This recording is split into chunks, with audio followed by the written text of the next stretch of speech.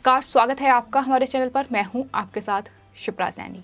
Ukraine और रूस के बीच छिड़े भयंकर युद्ध के बीच भारत के प्रधानमंत्री नरेंद्र मोदी की रूस के राष्ट्रपति व्लादिमीर पुतिन से बातचीत का बड़ा असर हुआ है। यूक्रेन से भारतीयों की वतन वापसी अब शुरू हो चुकी है। तस्वीरें ये साफ तौर पर बता रही हैं कि इस जंग में जहां यूक्रेन में रहने वाले तमाम नागरिकों के लिए अपनी जान बचाना मुश्किल हो रहा है, तो वहीं भारतीयों के लिए उनका तिरंगा अब कहीं ना कहीं उनका सुरक्षा कवच बन चुका है। जी हाँ, बड़ी खबर ये है कि दरअसल जिन भारतीयों के साथ तिरंगा होगा उसकी मदद रूसी सेना भी करेगी। ये एडवाइजरी जारी की गई है जिसमें साफ तौर पर ये कहा गया है और लिखा गया है कि निकासी अभियान के लिए आवाजाही करते समय जिन वाहनों का इस्तेमाल भारतीय छात्र करेंगे उनमें ये सुनिश्चित करें कि तिरंगा लगा रहे और साथ ही इंडिया उस वाहन पर लिखा रहे और तब उनकी वतन वापसी संभव हो पाएगी। ये भारतीय दूतावास की ओर से एडवाइजरी जारी की गई है। आपको बताते हैं यूक्रेन और रूस पे घमासान छिड़ा हुआ है और उस बीच भारतीयों की वतन वापसी देश के सरकार के लिए सबसे बड़ा सवाल है। हालांकि अब वतन वापसी की शुरुआत हो चुकी है और तमाम जो विमान हैं वो अब धीरे धीरे जो यूक्रेन से सटे इलाके हैं, फिर चाहे वो पोलैंड हो या रोमानिया हो, वहां पहुंच रहे हैं ताकि उन छात्रों को वापस हिंदुस्तान लाया जाए। क्योंकि जिस तरीके के हालात फिलहाल यूक्रेन और रूस में बने हुए हैं वो बेहद भयावह है। और खास तौर पर बात अगर यूक्रेन की जाए तो यूक्रेन में लगातार तबाही का मंजर देखने को मिल रहा है, जहां रूसी टैंक लगातार यूक्रेन की सड़कों पर घूम रहे हैं। मिसाइलें लगातार यूक्रेन की राजधानी कीव से लेकर तमाम अलग अलग जगहों पर दागी जा रही है। तो ऐसे में भारतीयों की वतन वापसी सरकार के लिए सबसे बड़ा प्रश्न है। हालांकि इसको लेकर तमाम कवायद जो है शुरू हो चुकी है और अब रूस के राष्ट्रपति व्लादिमीर पुतिन से देश के प्रधानमंत्री नरेंद्र मोदी ने जो बातचीत की थी, कहीं ना कहीं उसका बड़ा असर देखने को मिला है, जहां अब भारतीयों की वतन वापसी का रास्ता सुनिश्चित हो चुका है। अब लगातार छात्र जो है वो हिंदुस्तान वापस लौट रहे हैं। फिलहाल एयर इंडिया की विमान जो है वो इस पूरे ऑपरेशन में एक तरीके से लगे हुए हैं। वहीं आपको बता दें, रूस और यूक्रेन के बीच छिड़े इस घमासान युद्ध के बीच भारत का रुख क्या होगा, इस पर दुनिया के तमाम बड़े देशों की निगाहें टिकी हुई थी। लेकिन अब यूक्रेन के मसले पर रूस के खिलाफ जो प्रस्ताव संयुक्त राष्ट्र सुरक्षा परिषद में लाया गया है उसमें भारत, चीन और संयुक्त अरब अमीरात ने वोटिंग करने से परहेज किया है। यानी भारत की ओर से इस पूरे मसले पर वोटिंग नहीं की गई है।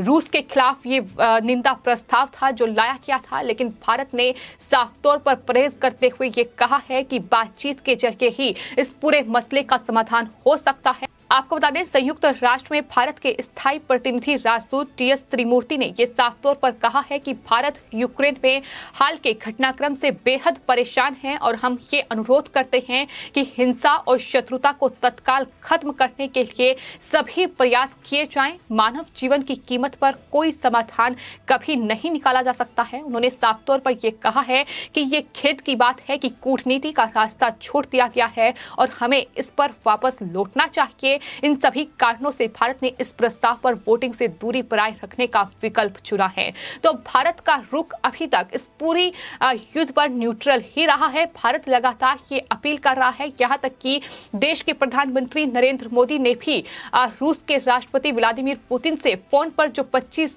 मिनट तक बातचीत की थी उसमें यही अनुरोध किया गया था कि युद्ध का रास्ता छोड़कर बातचीत के जरिए इस पूरे मसले का समाधान निकाला जाए। जो नाटो देश हैं उनसे बातचीत करके ही इस पूरे मामले का हल निकल सकता है। इस तरीके से युद्ध करने से कोई समाधान नहीं होगा। तो लगातार भारत ये चाहता है कि शांति का मार्ग जो है वो अपनाया जाए, बातचीत के जरिए शांति स्थापित हो। इस तरीके से युद्ध से कोई समाधान नहीं निकलने वाला है। लेकिन जिस तरीके से लगातार भारतीय एम्बेसी से लेकर जो भारत सरकार है, प्रधानमंत्री नरेंद्र मोदी हो या फिर विदेश मंत्री एस जयशंकर हो, लगातार कड़ी नजरें जो हैं वो रूस और यूक्रेन के बीच छिड़े इस जंग में कहीं ना कहीं लगाए हुए हैं और हालात पर लगातार निगरानी बनाए रखे हुए हैं। आपको बता दें, भारत के विदेश मंत्री एस जयशंकर ने यूक्रेन के विदेश मंत्री दिमित्रो कुलेबा से फोन पर बातचीत की है। उन्होंने साफ तौर पर यह कहा है कि भारतीयों की वतन वापसी को लेकर वो चिंतित हैं और उन्हें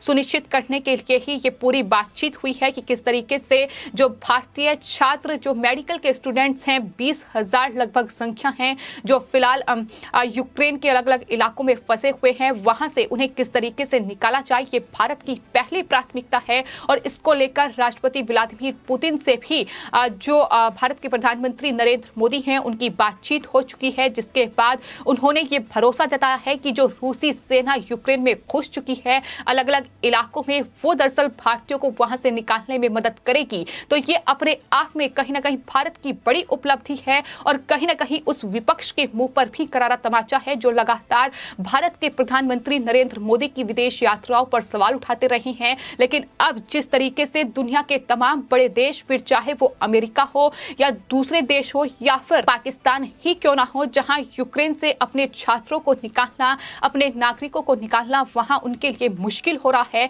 तो ऐसे में भारत ने बातचीत के जरिए ही इस पूरे मामले का समाधान किया है और वहां से भारतीयों की अब वतन वापसी हो रही है। भारतीय छात्र अब वहां से निकाले जा रहे हैं। आपको ये भी बता दें कि ये जो बड़ा ऑपरेशन है कहीं ना कहीं एक तरीके से कि वहां से भारतीय छात्रों और जो नागरिक फंसे हुए हैं उन्हें सुरक्षित वापस भारत लाना, ये भारत सरकार के लिए बड़ी चुनौती है और इसमें भारतीय वायुसेना से लेकर जो एयर इंडिया के विमान हैं वो लगे हुए हैं और ये बड़ा ऑपरेशन लगातार जारी है। यूक्रेन में फंसे भारतीयों की वतन वापसी शुरू हो चुकी है और 470 छात्रों का पहला विमान रोमानिया से उड़ान भरने के लिए तैयार है। कल ही विदेश मंत्रालय ने ये कहा था कि पोलैंड और हंगरी के रास्ते फंसे भारतीयों को वापस लाया जाएगा और अब उस कड़ी में कोशिशें जो हैं वो तेज हो गई हैं। तस्वीरें सामने आई हैं जहां तमाम छात्र जो है वो भारत का तिरंगा लेकर खड़े हुए हैं और वाहन पर भी इंडिया लिखा हुआ है। तो ये सुनिश्चित करने के लिए उन्हें कहा गया है और साथ ही आपको ये भी बताते हैं कि इस पूरे ऑपरेशन पर जो इंडियन एयरफोर्स के प्रवक्ता विंग कमांडर आशीष मोघे हैं, उनका भी बयान सामने आया है। उन्होंने कहा है कि भारतीय वायुसेना ने यूक्रेन से अपने नागरिकों को निकालने के लिए अपने C-17 और IL-76 विमान को स्टैंड बाय पर रखा है। उन्होंने ये भी कहा है कि भारतीय वायुसेना यूक्रेन से हमारे नागरिकों को सुरक्षित निकाल कर लाने के लिए पूरी तरीके से तैयार है। तो एक तरफ भारतीयों की वतन वापसी और दूसरी तरफ जिस तरीके से कोशिश अमेरिका, फ्रांस, ब्रिटेन जैसे देशों की ये है कि किसी तरीके से रूस को चोट पहुंचाई जाए, फिर चाहे वो आर्थिक रूप से कोई झटका दिया जाए